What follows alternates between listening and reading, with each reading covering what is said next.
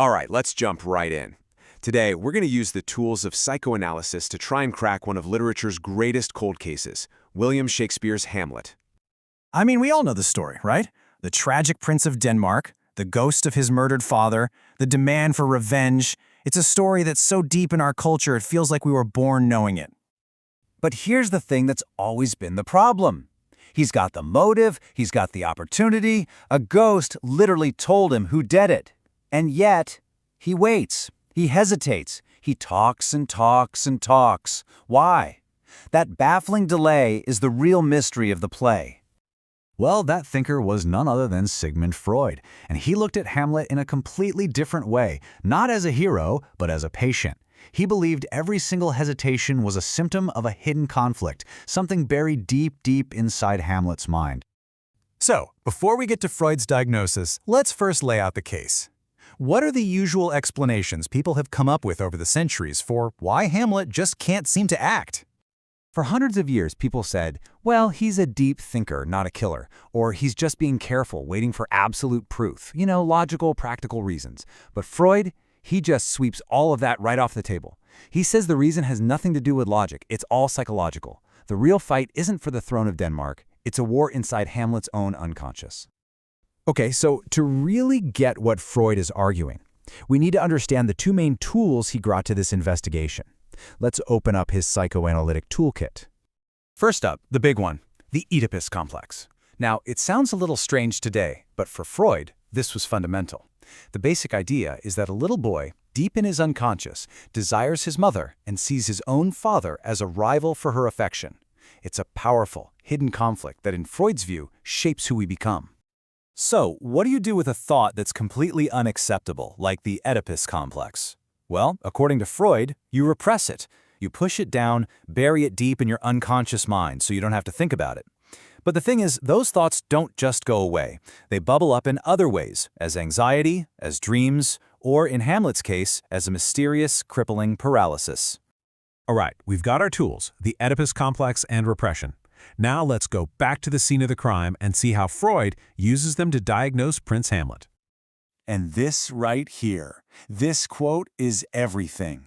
This is Freud's big reveal. What he's saying is that Hamlet can't kill Claudius because Claudius has done the very thing Hamlet's own repressed, unconscious mind fantasized about as a child, getting rid of his father and having his mother all to himself. Let's just walk through that logic, because it's a little wild. Step 1. Claudius basically acts out Hamlet's darkest childhood wish. Step 2. Because of that, to kill Claudius would be like killing a part of himself. It would force him to face his own buried guilt. So, step 3, he's frozen. His inaction isn't about morals or philosophy. It's a kind of psychological short circuit. This theory also completely reframes his relationship with his mother, Gertrude. You know how obsessed and disgusted he is with her and Claudius? All that talk about incestuous sheets? Well, from a Freudian perspective, that outrage isn't just a son mourning his father. The sheer intensity of it is a symptom of his own repressed desire and jealousy. The angrier he gets at her, the more he's actually revealing about himself. And once you put on these Freudian glasses, the entire play just shifts. Suddenly, every character, every relationship is caught in this invisible psychological web. Look at how it reimagines everyone. Claudius isn't just the villain anymore, he's Hamlet's dark mirror, his double. The ghost isn't just a spirit asking for revenge, it's the voice of Hamlet's own conscience, his superego screaming at him. And poor Ophelia, she's caught in the crossfire. She becomes the target for all the confused love and rage that Hamlet can't direct at his mother. His cruelty towards her is just him lashing out because of his own inner chaos. Now, if you want to see this theory really come to life, look no further than the closet scene.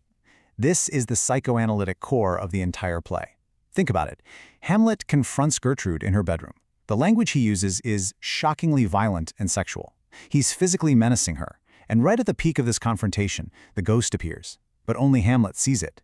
For a Freudian, that's no accident. That's the father figure, the superego, appearing as a hallucination to stop Hamlet from going too far.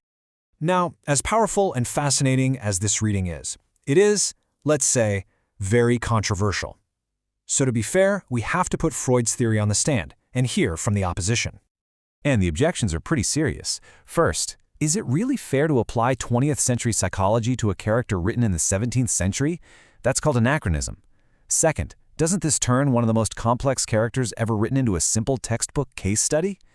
And also, by focusing so much on sex, does this theory kind of ignore all the other huge themes in the play, like politics, philosophy, and grief?